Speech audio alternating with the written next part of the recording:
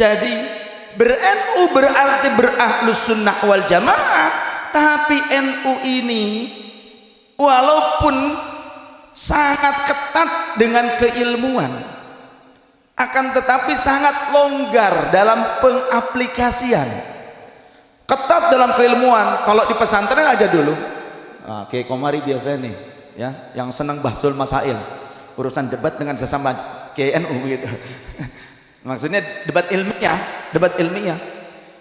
Kalau di pesantren NU tuh dibiasakan selain menghafal juga nanti diberikan soal masail, berupa soal oleh guru, oleh kiai, oleh pengasuh, kemudian dilempar ke murid-muridnya supaya besok mereka mengadakan bahtul masail tidak hanya cuap-cuap menurut logika masing-masing. Tidak, di NU itu enggak begitu ketat. Bagaimana? Tidak akan diterima hujjahnya anggota bahtul masail NU jika tidak memiliki referensi, tidak disertakan referensi dari kitab-kitabnya yang valid. Tuh, ketat, nggak asal cuap. Ini begini, menurut saya nggak bisa. Kita ini mukallid, orang yang awam. Jangan cuma karena hafal Quran kemudian lantas menyatakan diri sebagai mufti. Allah sendiri mengatakan, "Tsumma awratnal kitaba alladziina istafaina min ibadina, faminhum zalimun li nafsi, wa minhum muqtasid, wa minhum sabiqun bil khairati bi idznillah." Al-ayah, wallahu rasul alam bimrodamana.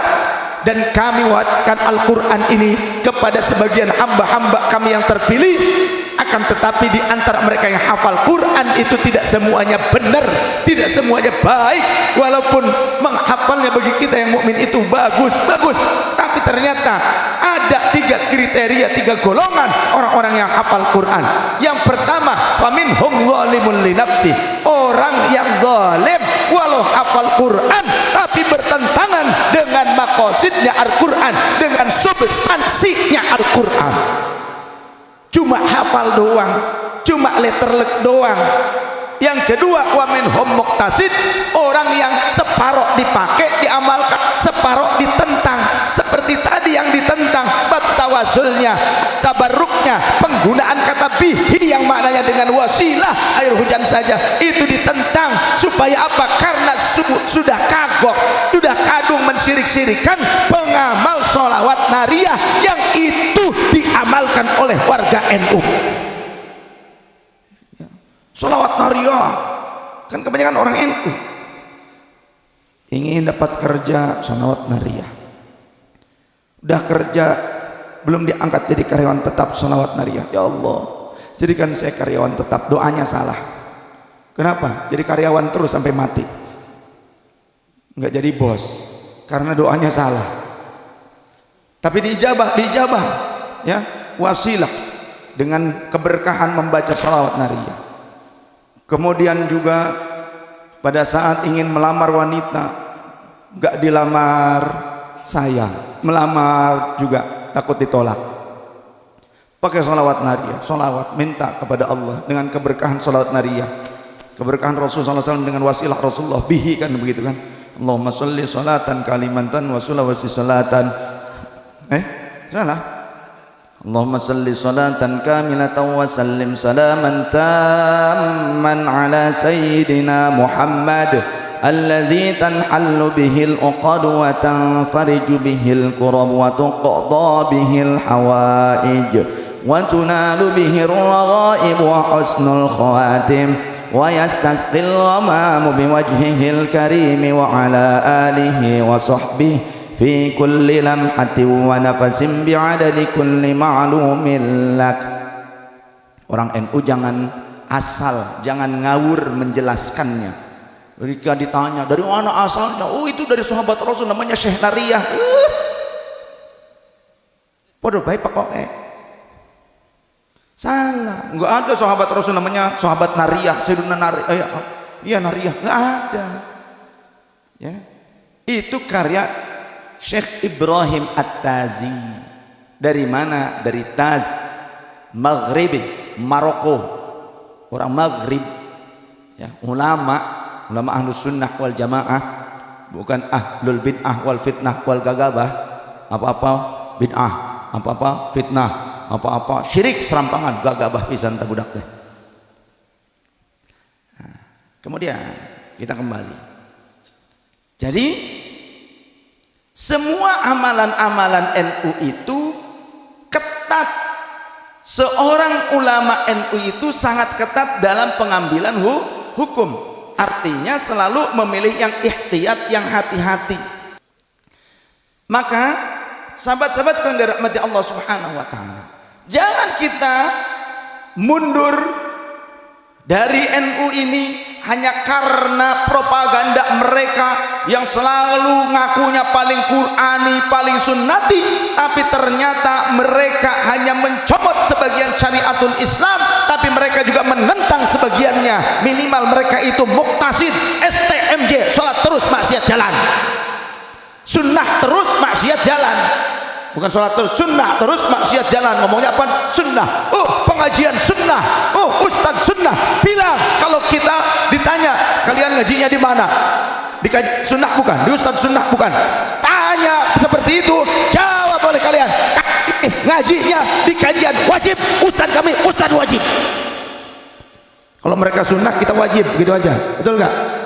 Masa ngaji sunnah? Ngaji ini wajib. Talabul ilmi faridatun ala kulli muslimin. Jangan sampai dirubah. Talabul duit faridatun ala kulli muslimin wa muslimatin. Fa amma overtime sunnatun muakkadatun liman istata'a ilaihi sabila. Kan biasanya kalau di Cikarang begitu. Ya kan? Pagi-pagi udah ngantri aja di jalan. Mana Egypt, Lipo. Begitu. MM 2100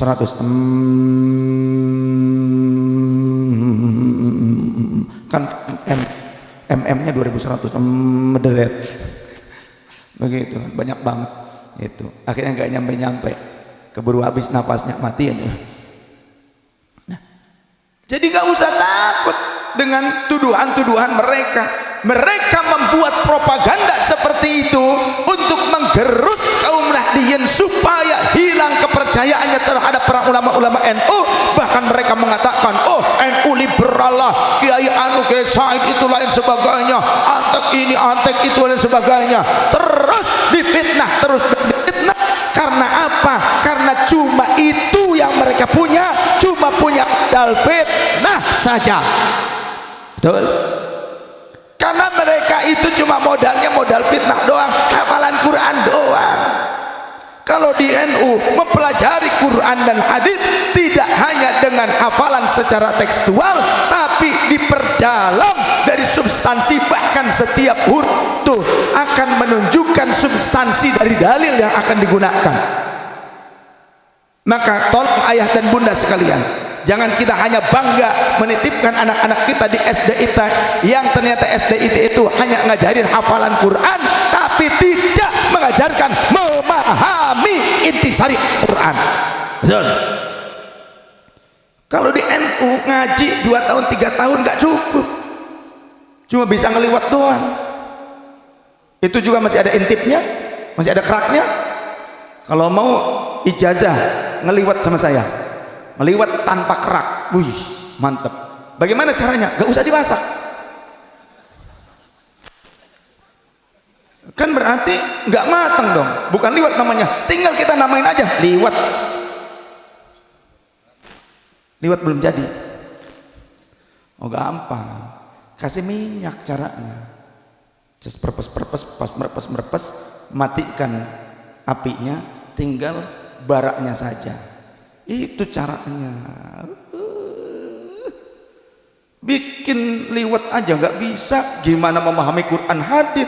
Nggak cukup di NU belajar pesantren cuma 3 tahun, karena di NU mempelajari ta'limul muta'allim.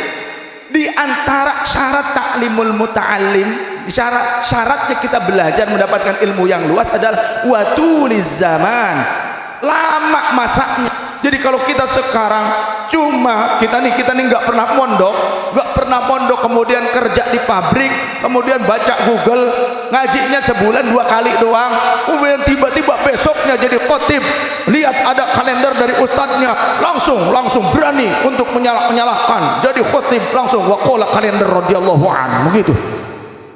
Ini salah, itu salah, syirik lah, fitnah lah, lain sebagainya.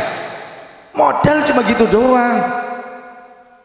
Maka luar biasanya ulama NU. Said Akil, Kiai Said Akil itu siapa? Beliau itu lulusan Ummul Qura, lulusan universitas universitas bergengsi di Mekah. Beliau bukan lulusan biasa-biasa, beliau itu bukan hanya cum laude tapi summa cum laude, artinya grade-nya sudah A plus sampai miring lah begitu, plus sampai dengan gayeng begitu. Lulusan terbaik dari universitas yang dimana universitas itu mencetak pendakwah dai-dainya Wahabi, ulama Wahabi. Tapi ketika beliau keluar dari universitas itu, beliau bisa membongkar, mempreteli kebusukan Wahabi.